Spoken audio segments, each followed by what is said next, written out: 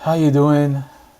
This is Doc, aka Dr. Lariat, aka the Gunatic Fringe, aka Gunther, aka Kenny Gumega, aka your host, and I'm here with Larry from the Workers Podcast.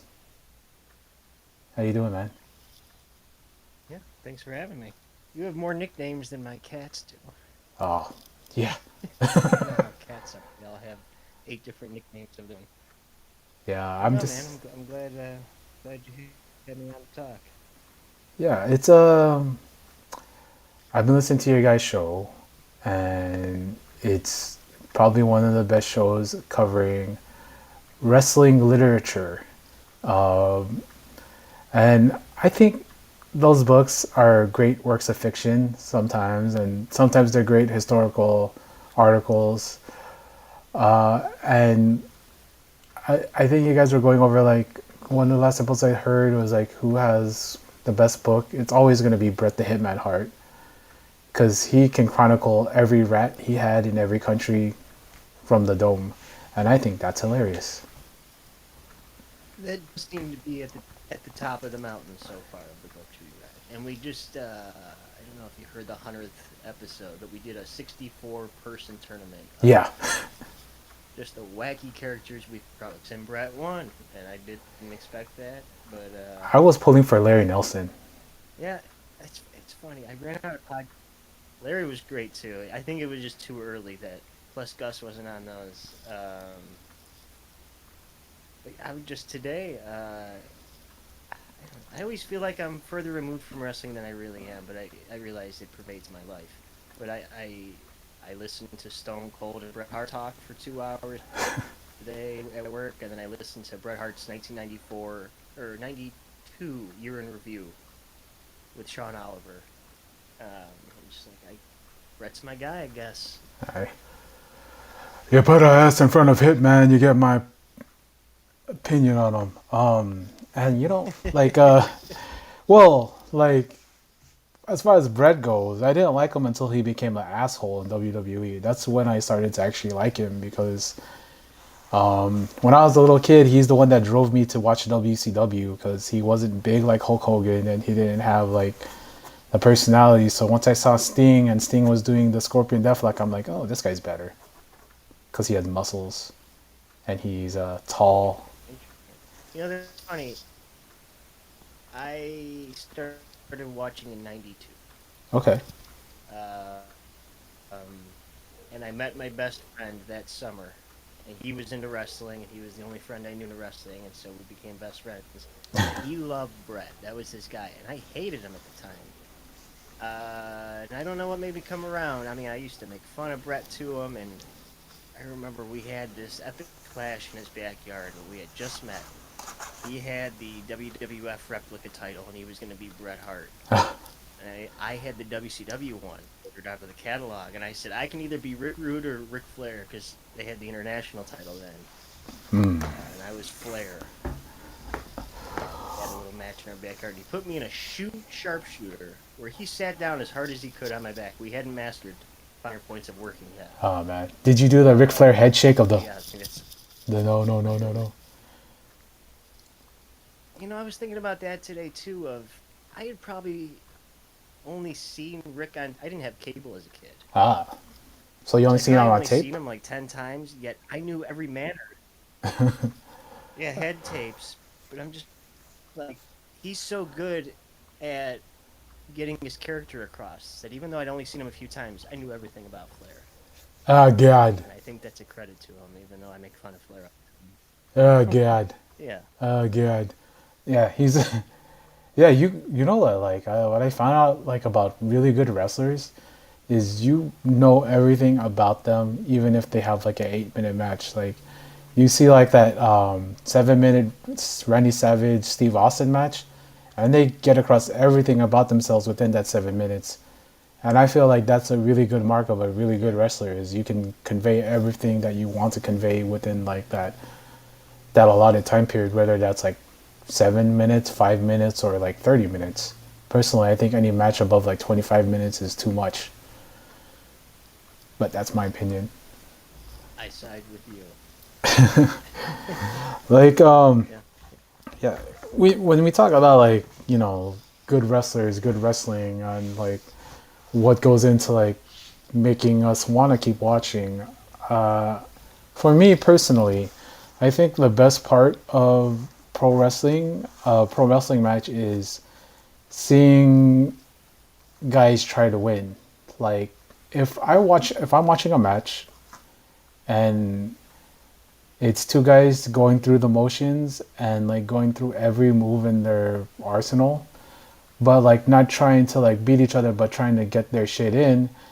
It just comes off to me like, oh, okay, so this is a nice little performance they're doing, but it's like I'm not believing like this one guy is trying to win.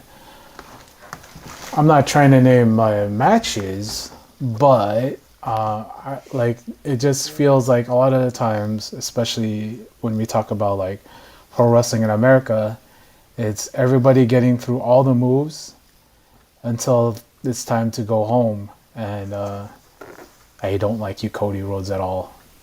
Same match every time. The WWE style, same match every time. Cody's where you going? Okay. What's that? Yeah. Uh, this is definitely a thing I think about. Now, I agree with you, but then I have the part of me, I have that Dave Meltzer in the back of my head of, Luthez called Harley Race a high spot artist, and that's Yeah, the same as I'm doing now to the new generation. I have like that thought in my mind. So I'm kind of pulled in two different directions of, am I just old and out of touch, or these guys doing things better 20 years ago? but see, like, I guess it's all subjective, but yeah, it's all I come down subjective. on your side for sure. But like to me, the moves you do, right? It's not even like if I see like two guys do like moonsaults or whatever, or like trade like whatever like big heavy lariats or stuff. I'm into that. I'm into like good big good moves like a lariat, a power bomb, a poison rod. I'm into that stuff. How could you not be? It looks cool. But there's hitting those moves and making them matter and making me believe that you're trying to hurt this guy as opposed to you hit that move and then you go on to the next thing. And I think that's what separates a guy who can do the moves and a guy who can wrestle, personally. Because you could That was one of my big things about Punk's AEW run, yeah, is that he he got a can't do the body slam moves. over in front of that crowd. Yeah, A body slam, with the matches with MJF. I was a big fan of that program. I mean, they I, weren't doing anything. They were doing the simplest moves, but it was how they were doing them that everyone hey, was there for it. one of my And I favorite think guys is the anybody can just Barbarian. power. It's just a lost art. Yeah, Wow. Okay. It's interesting. yeah. I mean, like it is kind of a lost art of getting like something simple as a body slam. I'm not a CM Punk guy, but I would be remiss to like not acknowledge how over he how over he was doing like the simplest move, like the scoop slam and the leg drop. He Yeah. flying elbow drop. He gets reactions for those moves. However, he performs the moves and how they look is whatever, but the audience reacts. And it's better to have an audience react to a move Yeah. than say like Hijo del Vikingo does like was that Sky Twister press and everyone just kind of claps and goes like, oh, that was cool. And like, Sure. Yeah. but like like it's what I was about to use like what do people say to jazz about jazz? It's not you don't listen for the notes he's playing. You listen to the notes that they're not playing. So you You're honestly talking my language right now, but yeah. yeah. So like you're just thinking about like okay so and like that's true also for wrestling because you're kind of listening So to the crowd. You're not that's so much truer than maybe though. yeah. That analogy. That's a great analogy. Oh man. Because in jazz and in music, you have like the shred guys, the guys who can play a million notes a minute. Yeah, And those are like the high spot artists, right? You're hitting your licks. Those are just high spots, man. yeah, they're doing their hi And then you hats, get all like that. Miles who can play like three notes. Yeah, and he pulls you in with those three notes. Yeah, It's sometimes I laugh at people with the wrestling as an art. They kind of take it too far because it is still carnival stuff. I But mean, there is an art to it, and I think that is a great analogy to it. well, yeah, because if you think about it, like the simple transitions when we were kids, all right. I know he's a trash human being, but Hulk Hogan, he's able to charge a crowds of like 60,000 people, whether it's in the Sky Dome, the Fukuoka Dome, Madison Square Garden. Well, he didn't charge them up in WCW, but he was able to like convey like these things with just like a axe bomber, a scoop slam. He had such tremendous punches and chops, and like there's actually a worker behind all that showmanship where every punch he threw mattered. And every time like he would able to get like I say like one of his big moves, like an axe bomber, like the clothesline across, like it, you felt it, and it, and like whenever he hit something really good, he always like took a pause and was like leaned on the ropes and looked at the crowd and was like, "Yeah, brother," and like you actually like Yeah. there's like a painting he's doing with these simple moves. And not to say like you can't do that with like fancy moves, because one of the guys that I like nowadays is Pac, and he can do all the flips in the world, but like what he excites me when he does is when he just stomps on a guy in the corner and just scowls at people. That's like that's performance for me. Ah man, I'm sounding like the busted open guys. Sure. Cause No, no, I hear you. like it's an art. Wrestling is art, but it's also a performance art, and conveying these emotions through physicality is what the art is. It's not the moves you do, it's how you do them. That's how I see it. And as long as you also have the psychology of, so I love certain comedy wrestlers, right? I'm not sure if you watch Dragon Gate, but there is this wrestler named Stalker Ishikawa, and he would do pro wrestling matches, and he was always going to be a loser, right? He's like the ultimate jabroni. And but every time he fought, he looked like he was trying to win, even if it was like feeble attempts because he was unathletic, he's too small, too skinny. But you believed that he was trying to win, even though you knew he wasn't going to win. And I feel like that's the basic psychology of pro wrestling. And how would you feel about that? What's your take? No, I absolutely. He's polarizing. But Cornette has that short clip. I think it was for Dark Side, where he explains the psychology of wrestling as two guys fighting on the side of a road. And there's a little guy and a big guy, and you're watching it. And the little guy's getting beat up, and then he gets a shot in. And you're like, oh, wait a second, he might have a shot here. And then he extrapolates that to eventually you'll pay $5 to see those guys square off again next week. Oh So yeah, yeah, I love all that stuff. And another aspect to me, and it's what I don't like with some of newer wrestling. I like an authentic, visceral crowd reaction. oh yeah, When a match does that, that's like top for me. And now it's a lot of forced moments. It's like you couldn't force you can't force special moments. They either happen or they don't. We don't really know why. And you yeah, have now to where guys, especially WWE, because the AEW still has some of the visceral reactions from me, and so that's why I keep watching. oh yeah. WWE stuff is like Disneyland, and it's like this is a moment because we said it's a moment. It's like no, it's really not because we know it's not going to age. Um, so that's a part of it too, and that's why I like those crowd worker guys because if you can get that crowd just timed just right, there's no other reaction like that. And you got 10,000 people, 20,000 people all feeling the same thing. That's a kind of a unique thing to wrestling. Yeah, that's right. It's a in pro wrestling, your whole goal is to elicit a reaction, whether it's bad or good.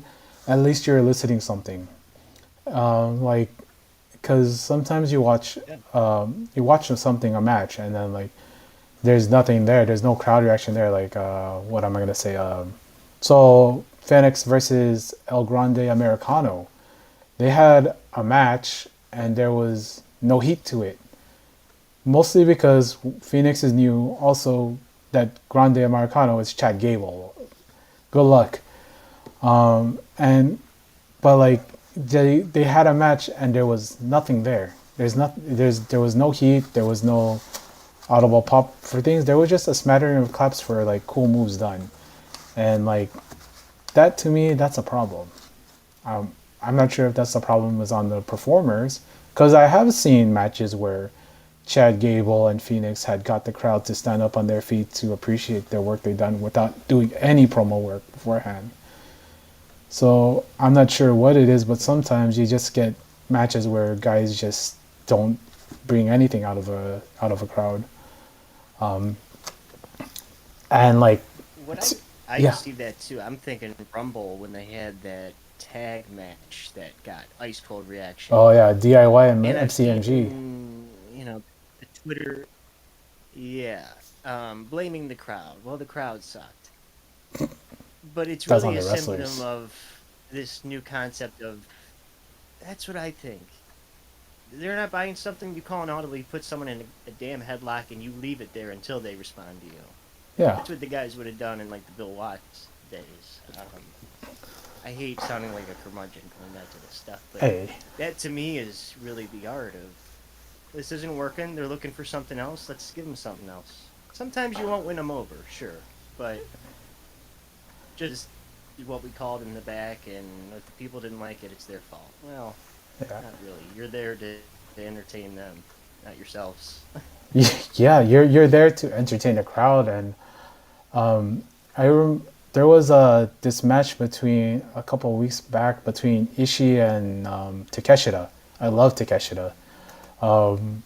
The crowd was quiet because whatever, Ishii and Takeshita, but there's a moment where they started trading like forearms and elbows, and they keep going harder and harder each time, and then each time they hit each other, the crowd wakes up, and like there's Mm. there's reasons stuff like that happen where the crowd wakes up because they feel like all of a sudden you're not forcing a moment, there's a moment happening. They're reacting to the crowd being very low energy, and all of a sudden you hit a loud forearm, and all of a sudden, oh, what was that?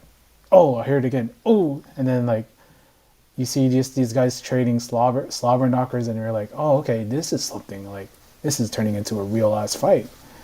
And like I know pro Yeah. wrestling is always lauded as like it's fake, but like the cool part about it is when you let yourself get lost in the moment. And a lot of the times when wrestling fans, they really get into a match, they let themselves let loose, and you feel that through the screen, and you've comes out through the crowd. And a lot of the times I'm not sure why people blame the crowds for having no reactions. It's always usually like the wrestlers. Like I went to Revolution 2025 this year. That crowd was on fire the whole night until the main event with Edge and Moxley, and like you could hear a pin drop. It was like, and those guys are like, those guys know how to work, but they didn't switch up anything to get any reactions out of anybody. There was no reactions until Christian came out, and people were excited for Christian, and I love Christian. Yeah. It's a, it, like it doesn't matter. Like I guess it doesn't even matter like how skilled you are in the ring. If you're producing shit, people are going to give you the exact reactions you deserve. Um, in my opinion. Yeah. Armstrong was a great worker, but I don't want to see a main event star take. Oh yeah, There's to it than that. God. When when we You're making it. This is a great. I gotta stop you already and say I'm usually so cynical about wrestling because I'm cynical. Period. But you're making me romantic about wrestling again, and I like talking like this well, because there's It's just that there's so much bad that you get bogged down in it. And then I'm like, it's gone. But then I'll see a moment, and the last one for me was the MJF Hangman brawl, which was what, like 2 months ago. Oh yeah. And it was like ran throughout Dynamite. This is hot right now. The fans are going nuts. This is a real moment. I was into that episode. I'm like, this is what I'm here for. I might not get it for another 8 weeks, but when I do, it's gonna be worth it. Yeah, he's MJF can be can be entertaining when he wants to be entertaining. When he gets out of his own way, he can be really effective, especially working with someone like Hangman, who Hangman does everything he can for whoever he's working with with no reservations about if he's going over or not. He does everything he can. He he makes the most out of his minutes, and it's a shame to see how they treat him as how they're treating him. I've talked to a lot of female fans, and there's this reaction that they have to like a Hangman. I think what Cornette and what other old school wrestlers call them was blowjob wrestlers. Sure. He's a blowjob wrestler because the Yeah. those into him are really into him. Not to sound so crass, but you know. And yeah, man. A lot of the No, no, times, no. Yeah. yeah, I hate MJF. I hated that run he had as champion. I hated the Brochachos. And yeah, you're right. Anytime we're listening to something, a review, a video review, a video essay or whatever, or like a weekly breakdown, we keep hearing people like complain about this shit, like whine about this shit. Like, I know like earlier I was lauding between Gable and Phoenix having like a a crap match with no crowd reaction, or talk about Motor City Machine Guns coming out to crickets every time. That pyro doesn't hide any silence in the arena. But like, yeah, when I love pro wrestling, I love it. I love it. There's something about it as an art that brings out this visceral reaction out of me, whether I'll be laughing or whether it'd be like, fuck yeah, I'm watching this stuff. Cause like no other really form of entertainment can do that. I mean, growing up, I watched a bunch of like, action movies. I love Jackie Chan movies, Yuen Bao movies, Jet Li movies. I love that action. I love seeing that. But I mean, and that same reaction I get when I see like, say Jackie jump from building to building. I get that same reaction when I see like, say, Jeff Hardy do a swanton off a taxi cab. Like, you'd be like, oh hell yeah, this is cool. Or see like Mick Foley get drop kicked off the apron and fall head first onto the concrete. I mean, I'm less saying hell yeah, and I'm going, oh my god. And like, there's I know like you're saying the word you're using was like you're romanticizing what you were watching, and I know you're a fan of the podcast because I am. I'm a fan of the Laps fan, and like, in my opinion, that term Laps fan has become for modern fans like kind of like a derogatory term for fans who fell out, or like the fans who are like no longer fans. They're not real fans. But let me tell you, a Laps fan was a fan of pro wrestling, and they're still a fan of pro wrestling. They're just not a fan of the wrestling that's in front of them now. But like my cousin-in-law, my cousin, he loved the new generation. He his guys were The Undertaker, that's his favorite wrestler, Goldust, and Shawn Michaels, Bret Hart. Those were his guys, and the mom, he's a fireman, right? So I was watching like, I don't know whether it was WWE or whatever, something was on there. He was like, "Oh hey, bro, did you watch Royal Rumble?" I was like, "Oh, yeah, it was pretty cool. Yeah, yeah." He's like, "Oh yeah, I can't believe John Cena lost." I'm like, "Oh," I was like, "You watch?" He's like, and he was like, "I used to watch." I was like, "Oh, when did you watch?" Because I'm thinking like he's gonna bring up Rock. Also, I'm gonna say, if you smell, usually it's The Rock, right? You bring up The Rock when someone says they watch wrestling, but he goes like, "Yeah, so I love Goldust." I was like, "Goldust?" I was like, "Oh yeah, yeah, Goldust is so cool. I like him. I like the Undertaker." And like, usually some people like treat people who are live fans like that are being uh, like the old workers and stuff like that. They'll treat them like, okay, grandpa, I don't need to talk to you. I don't need to take your opinions, whatever. But like, my opinion, talking with people who are fans, you always like get like, you always get like fun little like tidbits because like he said like he liked to watch it because he liked all the colors because like new generation, it's purple, pink, the neon colors, the pyro, all that stuff, right? And like, of course, it'll appeal to like a 10-year-old kid at the time. And I'm like, yeah, dude, I loved it. And he was like, yeah, and I was able to connect to him. Usually, we talk about like guns or like barbecue or stuff like that, or like paying our taxes, and, But this time we just like chopped it up about like pro wrestling, and it's like, man, I didn't expect this. I love now like we're like now like I'm sending him gifts like on like our chat like about like, hey, yo, check this out, like, and it's like a Goldust molesting Savio Vega, and it's like he just like sends like a thumbs up. I'm just like, yeah, dude. And then he sends me back like $1 million man putting $1 in like some guy's mouth, and I just find that funny.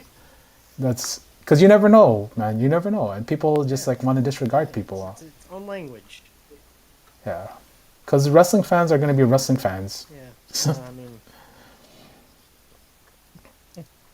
We're so I quick. know. I mean, it gets into that last question of, and I've been thinking about that one a lot.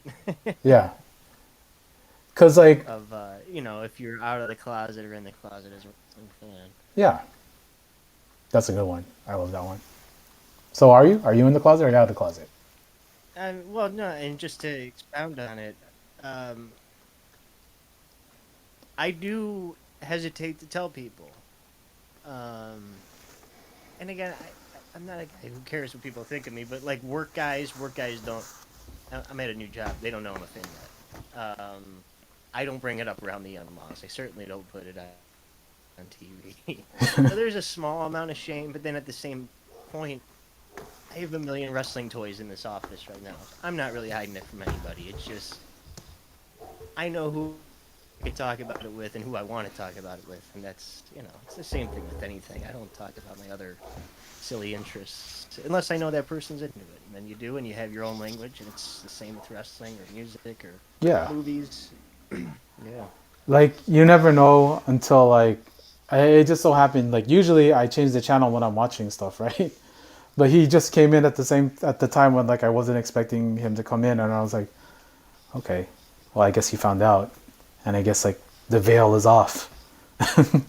And it just so happened it would be sometimes like you get like we all have those conversations when we meet someone else that's a wrestling fan in real life, and they're like either they're like a big super into it, oh, we gotta talk everything about it, or they're like, or there's the other part of that where it's like you talk to somebody and it's like, oh, you watch this shit.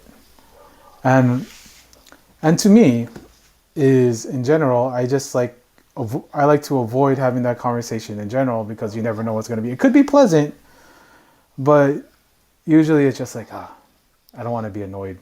And that's, I don't judge people who are like out and proud of it. Like, cool, man. But like personally, I'm just like we said, like whatever interest I have, like I'll wear like a t-shirt, right? So like right now I have a t-shirt with a dog on it. I love dogs. And like I usually wear like, even though I'm a 40-year-old man, I wear like a shirt with like a graphic shirt, right? I'll wear like, say, a Back to the Future shirt or like a Punisher shirt. Well, not a Punisher shirt, but and then like someone will see that and they'll be like, they'll start a conversation for that.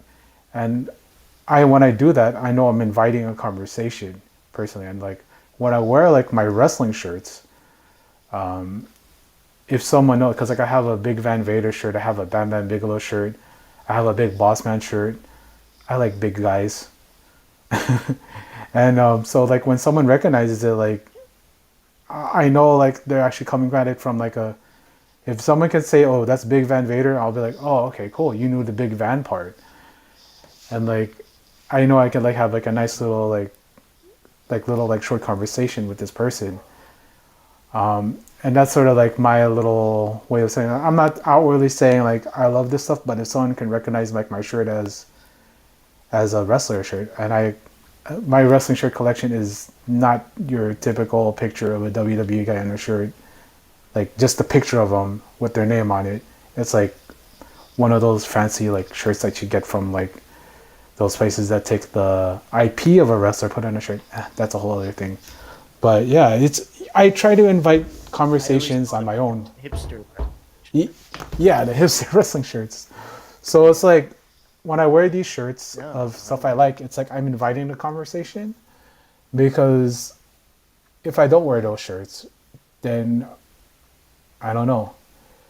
But like it's just like you there's something about like kind of revealing parts of yourself to people that's kind of like making you a little bit vulnerable, but also like I don't like having those annoying conversations personally.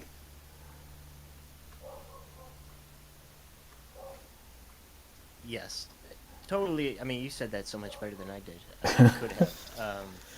Because I'll do the same thing with obscure T-shirts, and when the person gets it, you're like, "That's my guy." I Yeah. know this guy knows what I'm talking about. You know what?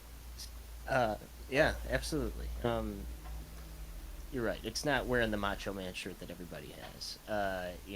It's different.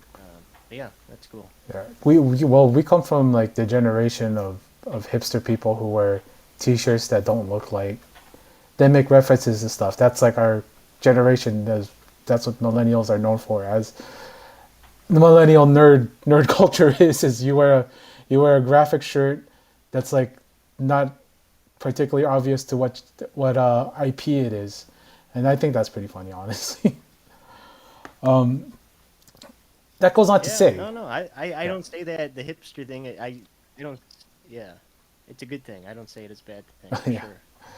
that goes on to say, when you've been to live events, right? I've been to a good number. I've been to a Mania, Survivor Series, SummerSlam. All right. Yeah, S- So I bring out like an out of the closet thing. So when you go to those shows, as embarrassing as it is to say, there's kind of a freeing element to being among your people of other wrestling fans, where you kind of like get to let loose, get to like say your chants, get to just like be a fan and like just like let your freak flag fly. Personally, I'm not gay or queer or bi or LGBTQIA plus, but my sister, she is she's trans, and when we went to WrestleMania in 2023, they didn't feel comfortable presenting at WrestleMania.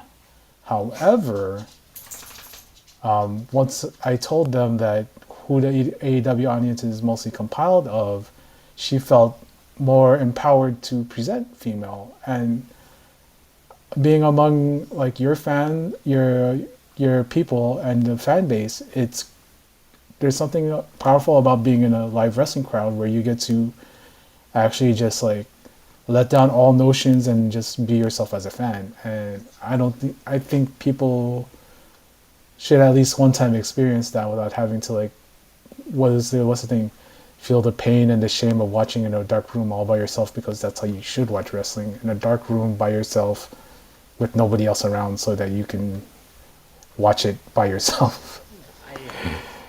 that's the joke I would make. But Yeah. no, what you're saying is awesome. I mean, it's like the much less toxic form of sports because I'm trying to think. Yeah, everyone gets around your football team doing well, Yeah. but that's pretty much just a white guy sport. So yeah, I think that was kind of beautiful what you just said. I am a cunning linguist, so ask my wife. Yeah. Yeah, because like what you guys do on your show is like you read a book and you kind of do a review. You even did fiction books like you guys talked about Tatum Brown, that McFoley opus. Just started that one. Oh man, and like there's something where I'm reading like a wrestling book.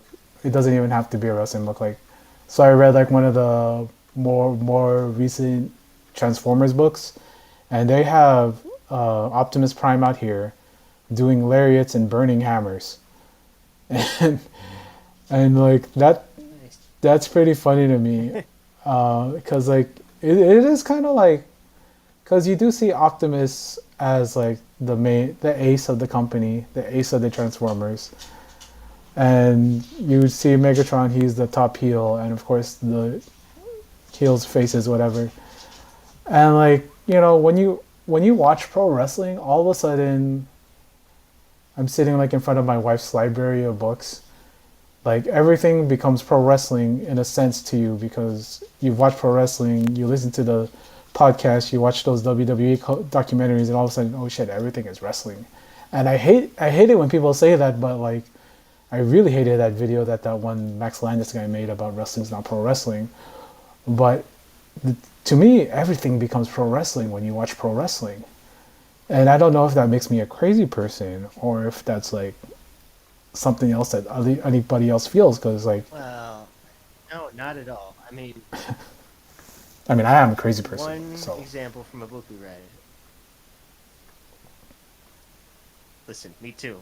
And this is a bad example, and I'll give you a good example. But the bad example is in his book, Vince Russo explains Christianity using wrestling terms. Now, that was annoying.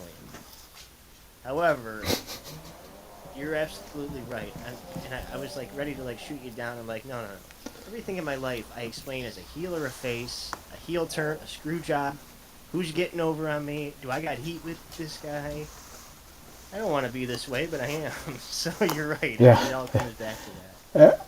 every time I'm walking around, just in the dark, I'm like, brother, make sure you're watching my back. Make sure nobody comes up and scoops you up for a roll up, brother. like Sure. that stuff like just pops in my head, or like you're the same age as me, like so people like will just go into like a full on like Simpsons quote quote fest just to like say, hey, I remember this from Simpsons, and they'll like sing like the Mr. Plow song, or they'll like talk about like Sideshow Bob or something like that, or like one of my favorite ones favorite Simpsons thing is when Bart would hit the turn signal on his belt and it was pointing left, and then he goes right, and then the bullies chase him left. So, so like That's a good one. yeah, like because like pro wrestling has become like ubiquitous in the point of my life to where I had my wife say like stuff like, "Oh, why are you no selling me?" And I'm like, "Oh my god, no!" But like it's just like stuff like, oh yeah, it's just like it just kind of like invades your life even though you don't expect it to. But there's facets of it that just kind of hit everything, and you're like, damn, I'm really seeing everything. And am I gonna be screwed over in this job interview? Who's gonna give me the screw? Who's gonna stab me in the back? Sure. And it's just funny. It's funny. It's funny on like another level. Like you're just like, damn, why am I thinking in these terms? What kind of who's living in my head? Is my inside voice? Is it really Hulk Hogan, or is it really Kevin Nash? Who is it? But I digress. It's there is so much in there's so much in pro wrestling, like we could talk about, whether it's like the actual wrestling, the art of it, the history of it. But like my question for you is like, what is what is it that keeps bringing you back?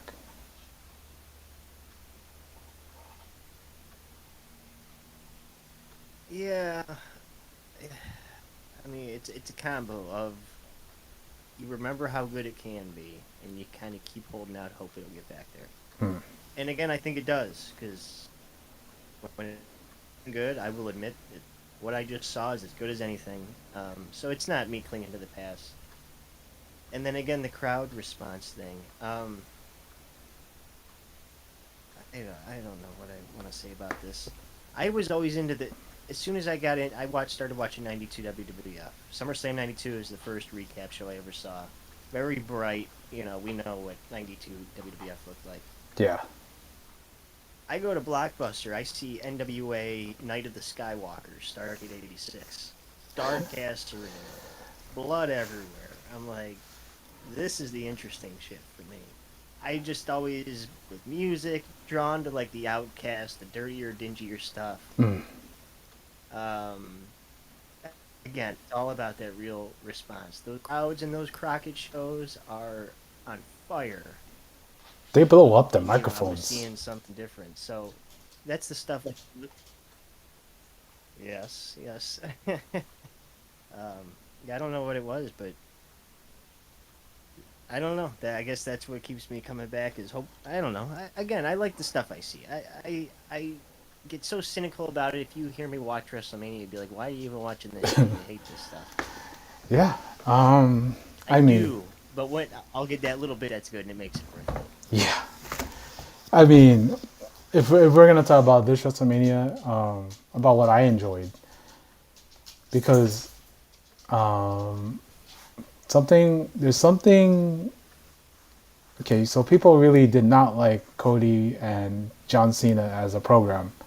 However, I enjoyed all the promo work that John Cena did to bury Cody because there was something he hit. There was the thing he hit where he said, "You're too polished. You're too perfect. You're too fake. You're not genuine." And then Cody cuts back with like, "Yeah, I sold my soul to the people," and I'm just like, that doesn't make sense at all as a response. And like, Yeah, no, yeah, that's interesting. That's how Cena frames it because I'm sitting here talking about authenticity, and I hate yeah, Cody for that reason. So he's getting to something that's scratching my itch, kind of. yeah, and like people are just like they they'll laud him for saying like he didn't do enough to get Cody over. He wasn't there enough, and I'm like, well, if they had any, and I think people right now are blaming The Rock for everything, and that doesn't make sense to me. Who's booking the program?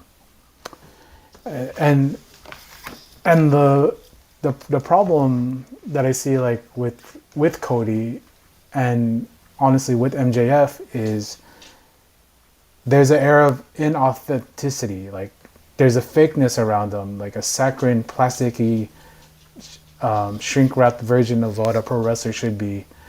And like everything that Cody does, like dressing in like the suits and doing those promos, and it's like he's actually being like he's actually being Triple H from 2002, 2003 with Evolution, and like it doesn't sit right. Like, how is this guy in a suit telling me how to live and what the American dream is and all this stuff? And I'm just like, there, and like I can sit here and be cynical about it, and I'm sure there's some other people who love that stuff. They love to hear like the good guy talk about this is what's good and true and the truth and the American way and stuff. But I'm like, I can hear that. I can hear that. I loved Lex Luger when I was a kid.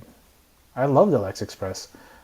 But like Sure. there's an authentic way to do that to be a good guy. Then there's the Cody way of saying the right things to get the right reaction. And when Cena hit that, I was like, damn, that's true.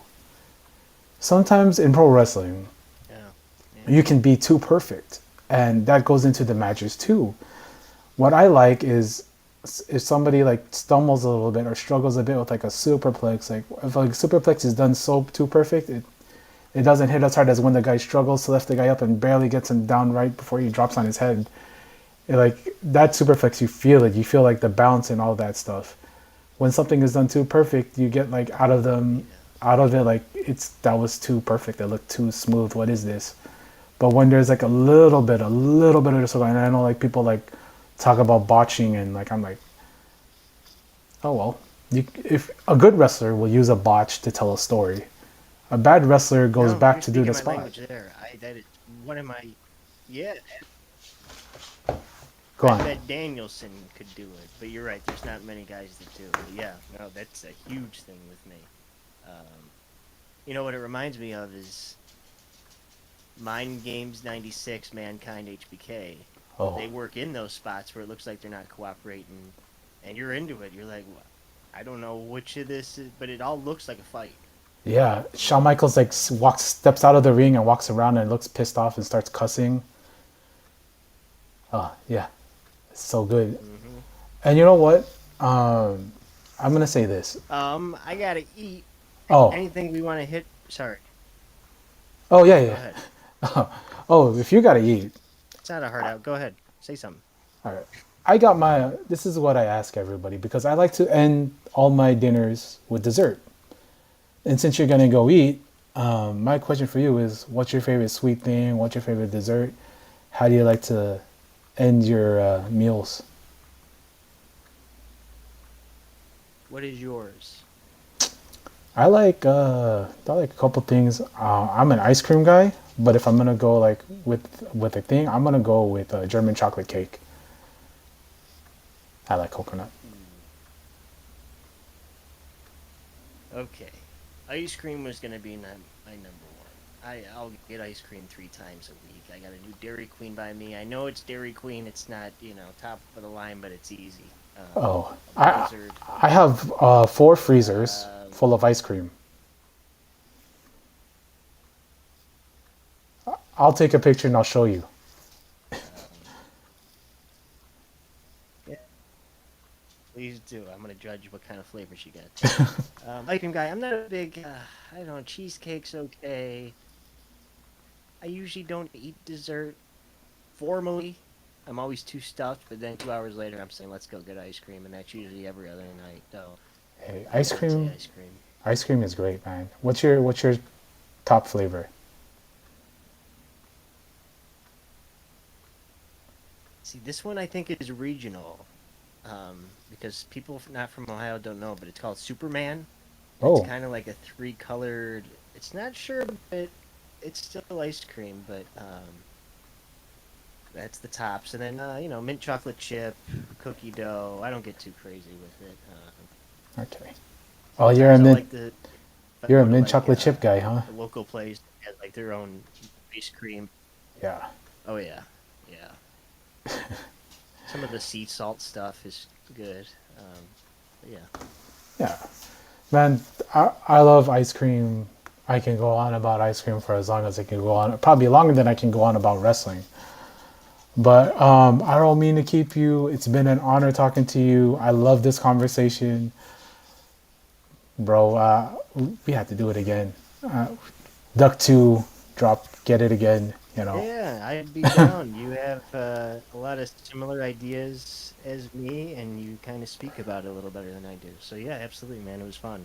Yeah. But do you want to tell people where they can get you? I mean, that sounds bad. But I mean, where they can catch your stuff. The Workers Club. We're on every podcast network. Just the Workers Club. Theworkersclub.org, I think, will get you to the podcast. That's it. All right. Yeah, man. I'm gonna thank you for coming on here. It's been a pleasure. It's always nice to me when I find someone that kind of like that got my jazz. That you're the first one that got my jazz reference, and not Jazz the wrestler, but you know, Yeah. it's the notes you don't play. All right, man. Thank you so much. Yeah. Thank you, man.